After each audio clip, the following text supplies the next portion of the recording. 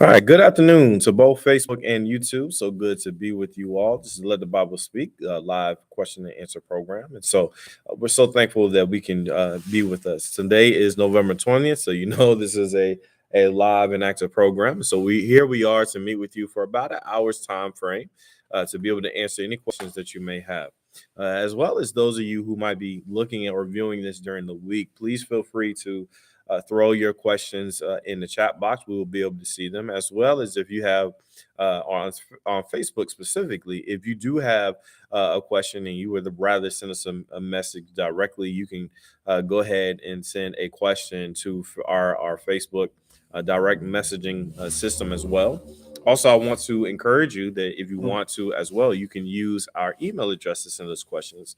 And so that's let the Bible speak 843 at gmail.com. Let the Bible speak 843 at gmail.com is the avenue that you can use to be able to ask us questions via email. And so I know that, again, we get the majority of our viewers during the week and not actually during our live program. And so if you are wanting to send us a message, or if you want us to send, maybe you want to get a Bible study set up, we can do that. All you have to do is email us. And again, if you would like to ask us a question later on in the week, you can use that avenue as well. For those of you who are going to be viewing us currently, please feel free to throw your message in the chat box, whatever question that you may have that pertains to life and godliness. If you throw your message in the chat box, we'll be able to get to it, and be able to answer your questions directly from here. But again, this is Let the Bible Speak. This is live question and answer broadcast. During several times during this program, I'm going to mention several things to you about some resources that we have. I've tried to mention it separated throughout the program, so I don't mention it all at once to fatigue you. But I will definitely sprinkle that in throughout this hour time frame that we are here. And again, we only have an hour, so whatever question that you have, it will behoove you to go ahead and ask as early as you can in the program so we can get to your question. While we wait for your questions, we have a topic that we want to talk about for today, and that topic is on temptation. Temptation. And so if you've been wondering what temptation is or what the Bible says about temptation, if you've been dealing with temptation within your own life, that is something that we're going to be discussing in today's program. So again, if you have a question about temptation, or temptation is something that you want to discuss, you have a question about that you want to get in, please feel free to throw that message in the chat box for us. Now, with that being said, your question does not have to just be about temptation. If you have anything that you want to ask about life and godliness, or about the Bible, question that you might have, please feel free to throw your question in the chat box, and we will be able to get to that shortly from here. And so that's one of the things that we're going to mention. And so Michael has a couple of things that he wants to open us up with, and then we will carry it on from there. Michael? Yes, like I said, topic of discussion is entitled "Enter Not Into Temptation." Have y'all ever seen one of those signs, those do not enter signs? Mike, you ever seen one of those? Mm-hmm. What do you think about when you see that sign? So the first thing I'm wondering is what's behind it, or what's the reasoning for that I can't enter, right? Sometimes we can get curious of why we can't enter, not knowing that whatever might be behind it might be a danger, or just something that is not meant for us. Yeah, I think there's similar things as well. Like who's responsible for putting this sign up? What, like I said, what's behind there? What's the danger? Why can't I enter when I want to enter? I won't. Uh, where I'm trying to think, where would we see that kind of sign pop up at? Like on the road or something like that? Yeah, you can see signs like that on the road, or perhaps if you're an establishment or a business, if there's like a break room or something where only employees can go, they might have a do not enter sign. Yeah. Or maybe even you can even say a no trespassing sign is a do not enter sign as well. So there are several different places where we can see signs like that. Yeah. So when excuse me. So when it comes to temptation, where do they come from? Who is responsible? What is responsible for the temptations that comes into our lives? What are we to do when temptation comes our way? Um, so the word temptation is translated in the Greek as peirasmos. I think I'm pronouncing that right, meaning a experiment, trial, and then the word temptation. Peirasmos. It occurs about 21 times in the New Testament. Is used as trial or testing, which is seen in Galatians chapter 4, verses 13 and 14. This verse reads, "You know that because of physical infirmity, I preached the gospel to you at first, and my trial, which was in my flesh, you did not despise or reject, but you received me as an angel of God, even as Christ Jesus." So Paul's condition served to test the love of the Galatians towards him. Now, peirasmos is used as an enticement to sin, temptation, whether arising from the desires or from outward circumstances, which is seen in the other temptation of Jesus in Luke chapter 4, verses 1 through 13. We're not going to go through all those verses, but um, that particular the way the word temptation is used there is used as a enticement. The devil there was enticing Jesus to sin or to bow to him, and the other two examples I can't remember. You remember exactly what those other two examples were? What examples now? When the devil was trying to tempt Jesus. I know one of them was In Matthew chapter 4 Yeah. is where we see Jesus in the wilderness, Mhm. which is actually I'm probably going to bring up a little bit later on Okay. here. I want to step your toes in. No, I mean if you have something, I'm gonna go ahead. No, I just brought it because this in defining the word temptation, in that particular example, um, the word there is used as an enticement to sin. And like I said, the devil was enticing Jesus to sin, um, from and the temptation arise from the outward circumstances around Jesus. Um, but then another example, peirasmos, is used as a condition of things or a mental state by which we are enticed to sin or to lapse from faith and holiness. When this is seen in Matthew chapter 26, verse 41, when Jesus was with his disciples in Gethsemane, he tell them to, it says, watch and pray that you may not enter into temptation. The spirit indeed is willing, but the flesh is weak. So here, in this particular example, Jesus was telling them to watch and pray so they wouldn't enter into temptation. Uh, he was telling them that so uh, they won't have a lapse of their faith. I think in Gethsemane, this is right before Jesus was about to be arrested, I believe, right? Mm-hmm. Yeah, and I think further down in that example,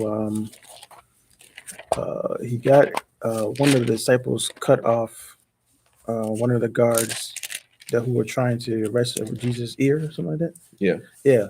So you see see Jesus was telling them to watch and pray. So and then what happened is so my ear got cut off. From the temptation that was there. Um, so now there is also temptation used as adversity, temptation as affliction, calamity, or trouble. We see this in James chapter 1, verse 2. When James, he encourages us to consider it all joy, my brothers and sisters, when you enter various temptations. Um, so here, like I said, peirasmos is used as temptation as adversity, and we are to consider it joy um, when we when various when afflictions and adversities or trouble come our way, we consider it joy. I think later on in that particular passage, it talks about how that uh, if we endure, it produces patience in us. In that verse, I can't remember exactly. Yeah, so in James chapter got- yeah, I got it right here. In James chapter 1, starting in verse 2, Mhm. James says, "My brethren, count it all joy when you fall into various trials, knowing that the testing of your faith produces patience." That word there in verse 2 for trials is the word that Michael was talking about in the Greek, which means temptation. The idea of going through is the idea of going through a process, right, where you are being tempted or tried for something. And he says, but knowing that the testing of your faith, so it's a type of test, right? When you're going through temptation, it's a type of test. And it is a test in a sense of where you're going to be in every case. Going through temptation is a test of where you are either going to be faithful or you're going to be unfaithful. And you get to decide, you get to choose which one is going to be, which can be a challenging thing because when you think about it, temptation, that is you. When we see in the Garden of Gethsemane in Matthew chapter 26, when Jesus is telling his disciples, pray lest you fall into temptation, the thing that he's telling them is the fact that this is a challenge. This is something that you're going to go to. He says the flesh is he says the spirit is willing, but the flesh is weak. And so from what we see from that, especially when it comes to this idea of being tried, is the fact that it's truly the fact of our flesh is weak in some areas. There are some things that we desire in life. There are some things that is going to truly test us. It's going to truly test our faith and whether or not we're going to stand with God or if we're going to be unfaithful to him. And so whenever we are lured away by our temptations, and I think that this is the beautiful thing that James talks about, is the aspect of it succumbing to our own desires within ourselves.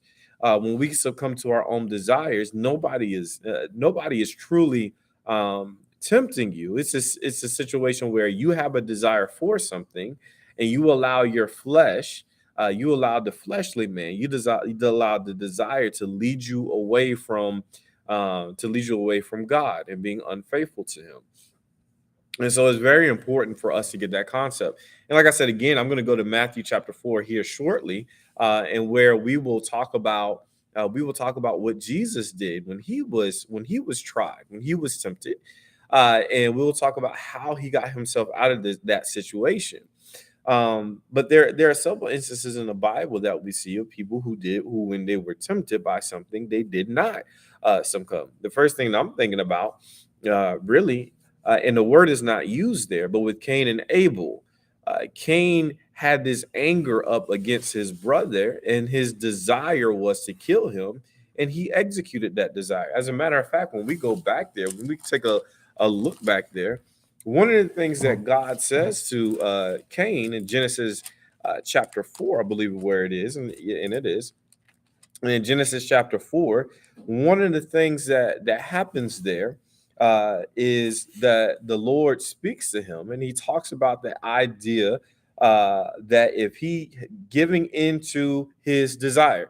So in Genesis chapter 4, starting in verse 6, it says, "So the Lord said to Cain, why are you angry? And why has your countenance fallen? If you do well, will you not be accepted? And if you do not do well, sin lies at the door, and its desire is for you, but you should rule over it." And so he's talking about the desire of sin, the desire of the fact of giving into it. But God tells him that you should rule over that. And what we see from Cain is that we see the fact that he did not. He gave in to his desire, and he killed his brother. And so that is an example of what we see, one example of truly what we see, somebody giving into the trial and being unfaithful to God is with Cain. And like I said, here in a few moments, I'm going to speak on Matthew chapter 4, where we see Jesus in the wilderness, probably at the top of the hour. But until then, Michael, did you have Anything else that you wanted Uh, to bring up or add? oh yeah, I was still defining the word temptation here. There's also you want to finish or you I'm done. also there is temptation by um, temptation of God by men, rebellion against God, by which his power and justice are, as it were, put to the proof and challenged to show themselves. So we see this in Deuteronomy chapter 6 verse 16, when God was commanding the people of Israel, saying to them, you shall not put the Lord your God to the test, as you tested him at Massa. Um, I don't remember the quite particular story, but we see that the word temptation here used as test. The people of Israel was. No, I don't think that's right. But here we see that God was telling people of Israel that they shouldn't put him to the test, because they tested him before at Massa. I don't particularly know that that particular story about Massa when Israel had tested God. I don't quite I don't quite know the story behind it, but we see that we shouldn't, like God said, we don't put God to the test. Um, then one more uh, defining of the word, just simply action that attracts or tempts someone, the desire to do something, especially something wrong or unwise, and enticement to sin, from a lapse enticement to a lapse of faith, um, and lapse of faith or a lapse from holiness.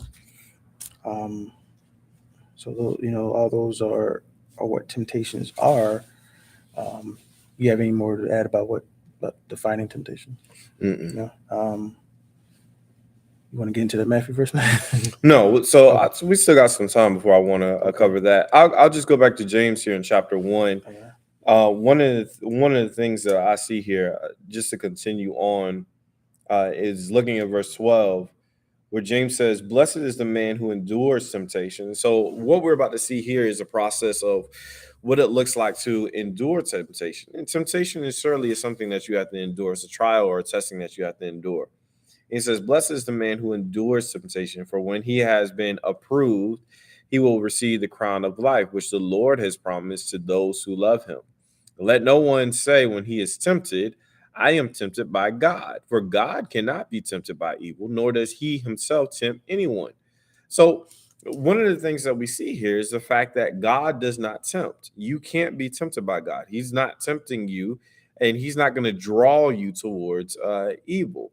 One of the things that I don't like about what people say is a lot of times people say if God brought you to it, he'll bring you through it. God doesn't bring us to anything. I know where they incorrectly quote that is in Corinthians, I believe, is where they incorrectly quote that.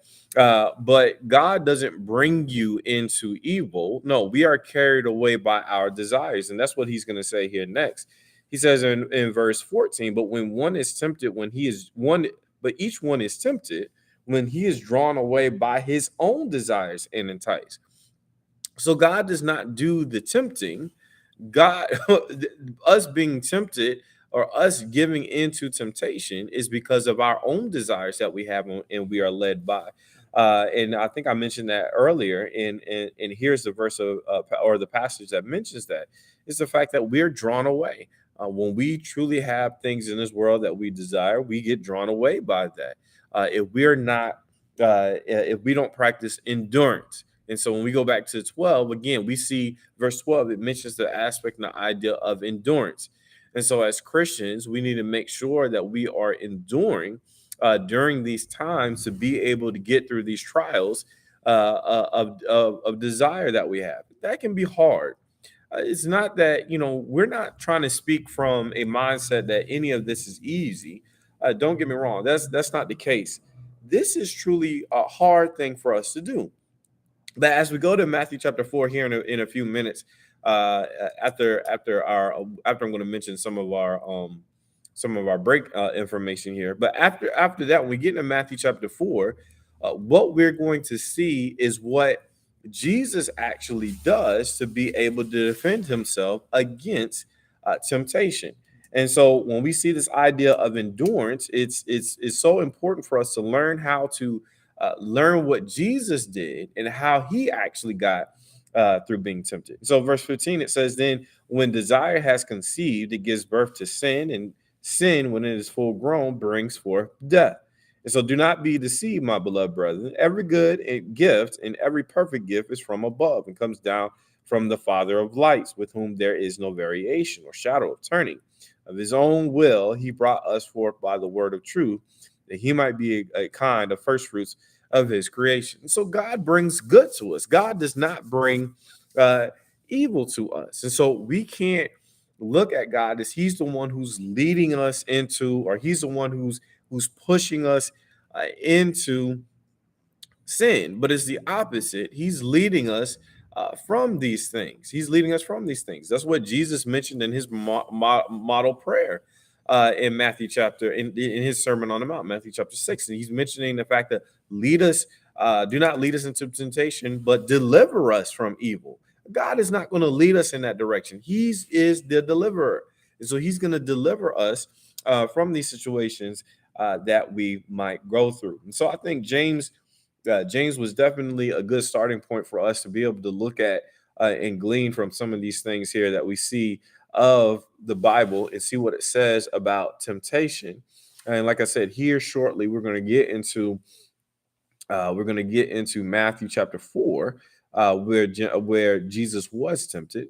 But I think that was just a good and great starting point for us to be able to start with. Michael, did you have anything you want to add with that?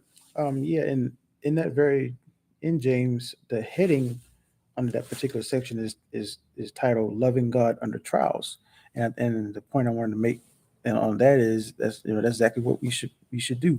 When it comes to loving God, it means to loving God means to follow His commandments, follow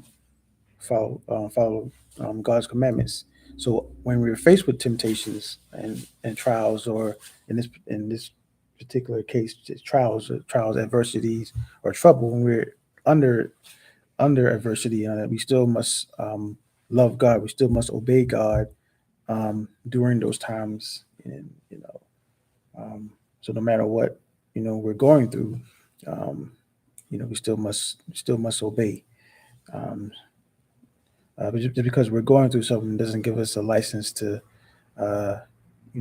not keep on, keeping on, as one of our brothers Nick like to say. So that's the point. That's one of the points I wanted to make. I started with Cain when I was mentioning temptation, but even before Cain, with Adam and Eve, is another area of where we see temptation. We all know in Genesis chapter 3 where we see the fall of man. And so we know sin can be categorized in three categories, right? It's